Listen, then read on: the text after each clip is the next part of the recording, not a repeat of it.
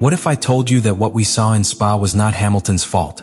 What behind the spinning is a technical mystery that Ferrari and Vasseur tried to hide? Today I bring you the complete story behind one of the most intriguing moments of the year. Spa-Francorchamps, a clue where history and technique are intertwined in each curve, was the scene of one of the most disconcerting moments of the season. Lewis Hamilton, 7 times world champion, arrived with renewed expectations. Not only because of his brand new incorporation to Ferrari, but because in the previous days he had been confident with the evolution of SF25. However, what happened in the sprint classification was, at first glance, an unprecedented disaster. From the first minutes of the SQ1 it showed something unusual. The track was in normal conditions, without rain or significant temperature variations. However, Hamilton was in the lower part of the timetable. In his first serious attempt, the car did not respond as expected.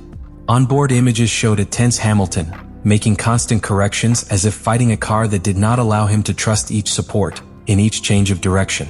We arrived at the last chance. With the stopwatch marking the last moments, Hamilton needed a perfect turn. But it was there, just at the entrance of the bus stop, where everything collapsed.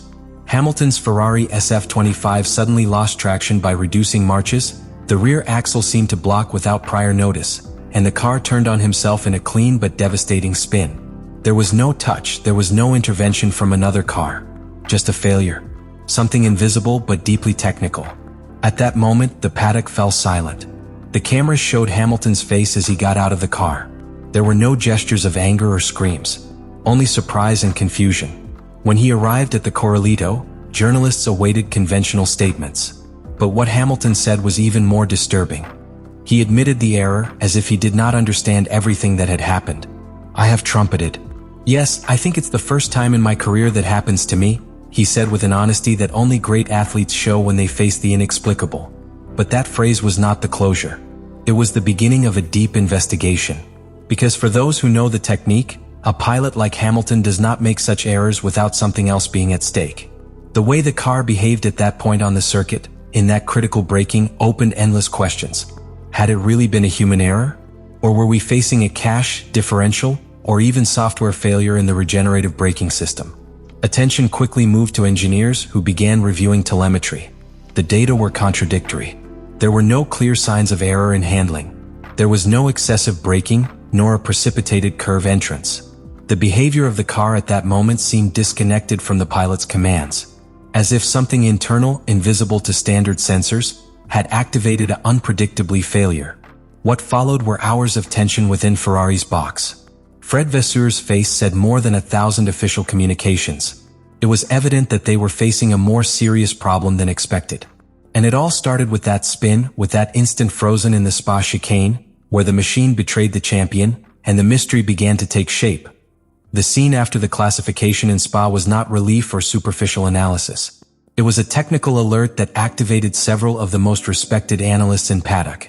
In the midst of the confusion for Hamilton's spin, the looks went to onboard images, audio recordings, and especially to the telemetry of Ferrari SF25. And it was there that Anthony Davidson, former Formula One pilot and current technical expert from Sky Sports, gave the first blow on the table. Davidson, accustomed to detecting anomalous mechanical behaviors, locked himself in the analysis cabin and began studying details with magnifying glass. His conclusions soon arrived and they were direct. "I don't blame the pilot for that moment." That phrase, said safely and without surroundings, was the first script turn that changed the media story. According to Davidson, the metallic noise in the gear reduction process was not normal. It was the first solid clue that Hamilton had not made a mistake, but had been the victim of a deep mechanical anomaly. The sound that Davidson identified in the Ferrari onboard was described as an intermittent blocking of the rear axle, accompanied by a crunch that corresponded to a possible excessive game in the gearbox. It was not something that appeared easily in standard telemetry graphics. It required a trained ear and a specific experience in borderline situations. That is not normal. Listen to that click. It is the reduction system that is compromising the stability of the car, Davidson insisted while pausaba and backed the video painting. The support for this theory soon arriving. Martin Brundle, authorized voice and with decades of experience in Formula One, reinforced the technical analysis of his colleague with equal words. The rear axle broke under braking, and that is very unusual. It looks like a technical problem.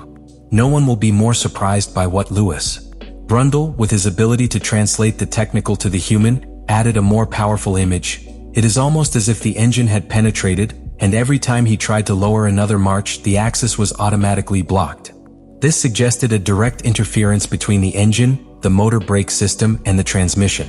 Both experts agreed that, despite the fact that the incident visually looked like a conventional spinning, the behavior of the SF-25 at that moment did not correspond to a traced error or a loss of control due to excessive aggressiveness.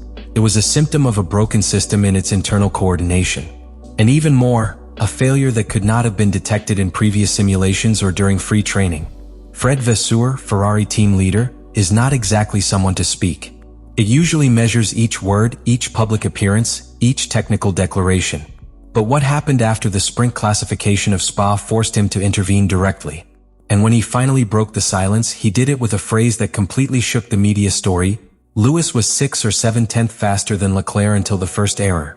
This statement, far from being a mere defense of its pilot, was a media bomb with deep implications.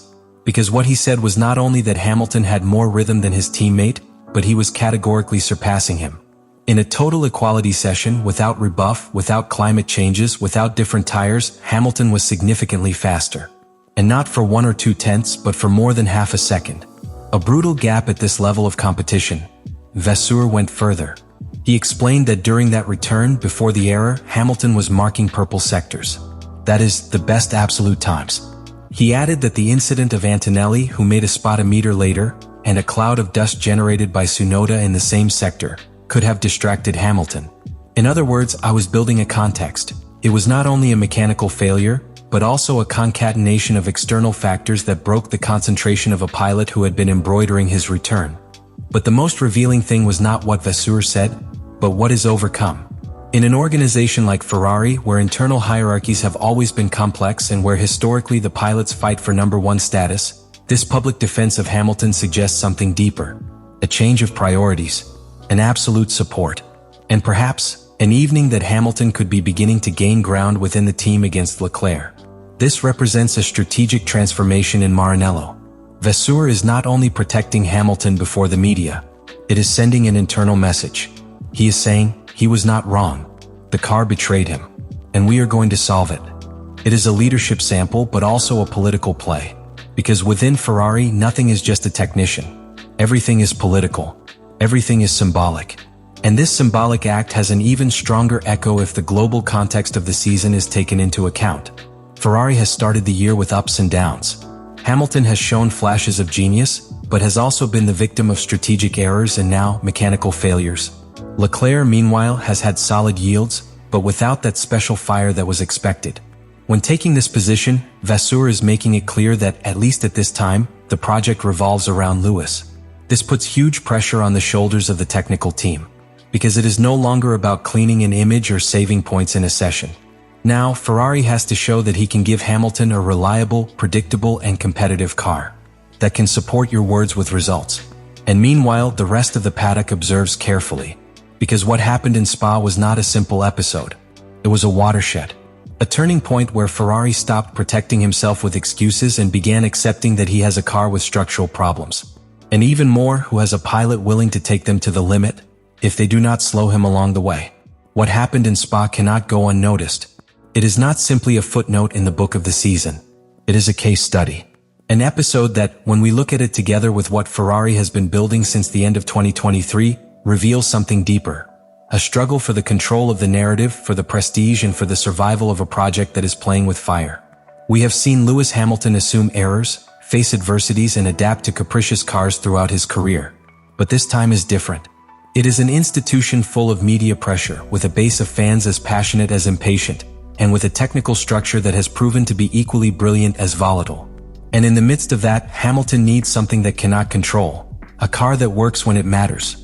This incident also forces us to look more skeptically everything we see on the track. Each error, every loss of control, each track output. Is it really a human failure? Or are we facing a paddock more and more dominated by technical complexities that we still do not understand?